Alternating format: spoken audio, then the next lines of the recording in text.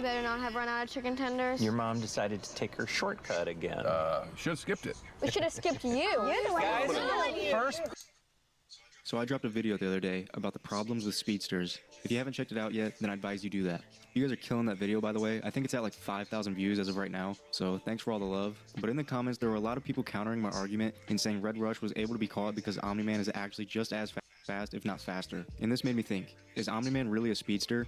And I'm talking about Omni-Man from the show, not the comics. Those are not the same, so stop using comic Omni-Man to justify your statement. But let's get into it.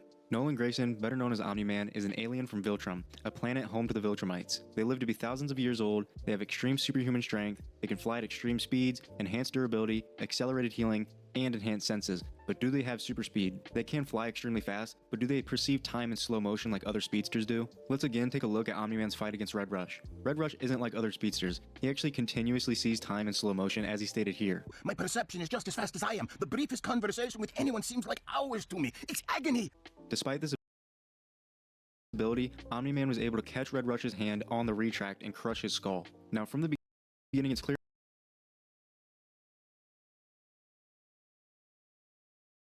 Omni-Man doesn't perceive time in slow motion in this battle because Red Rush was visibly quicker and Omni-Man was hit by multiple members of the Guardians. And if he was being hit by the non-speedster Guardians, then there's no way in hell he would be able to grab Red Rush's hand on the retract. But this scenario is a bit of an outlier from the rest, so let's move forward. There are a few times throughout the Invincible series where Omni-Man is shown to have legit super speed, but then there was when Omni-Man was nearly neutralized by normal speed robots.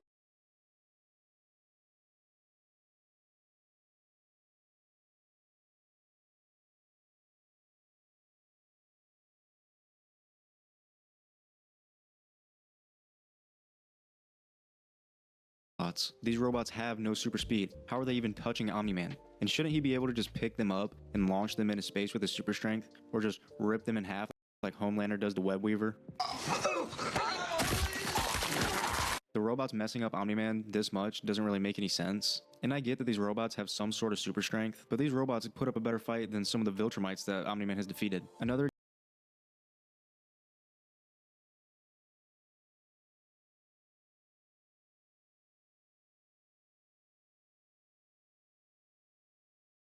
example is when Omni-Man couldn't get to Cecil while he was teleporting. You're telling me Omni-Man, who can destroy a whole planet in what seems like minutes, couldn't get to Cecil before he teleported? This is flight speed. Omni-Man should be able to grab Cecil before he even knows what happened. He was very close every time, but I find it hard to believe he couldn't actually grab Cecil or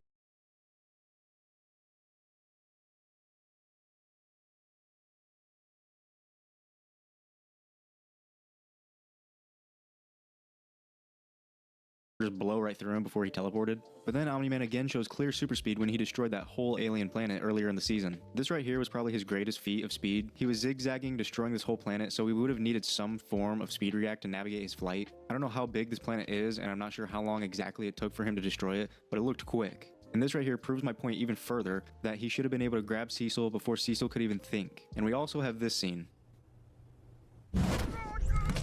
This clearly shows super speed. He was able to grab that guy in like a nanosecond.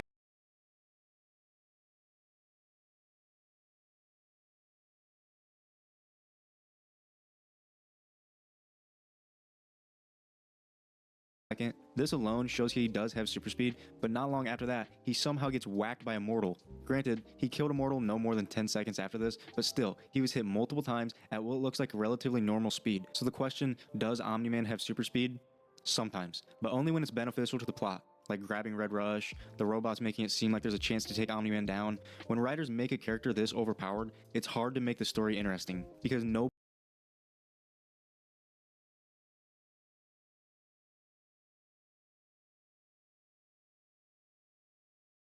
poses a threat to the character. Anyone that's not a Viltrumite is just a cakewalk for Omni-Man. Yet they have scenarios where Omni-Man is somehow almost neutralized or being hit. Like, he destroyed a whole planet during somebody's lunch break on Earth. How the fuck did he get touched by the Guardians, or especially those robots? Unfortunately, everybody wants to make a Superman level character, but then turn around and have them get beat up by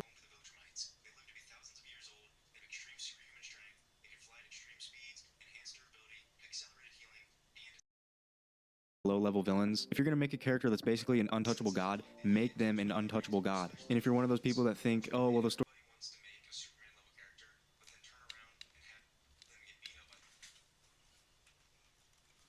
Okay, still don't understand how Superman get beat up by Batman, but like still, you could just let it slide.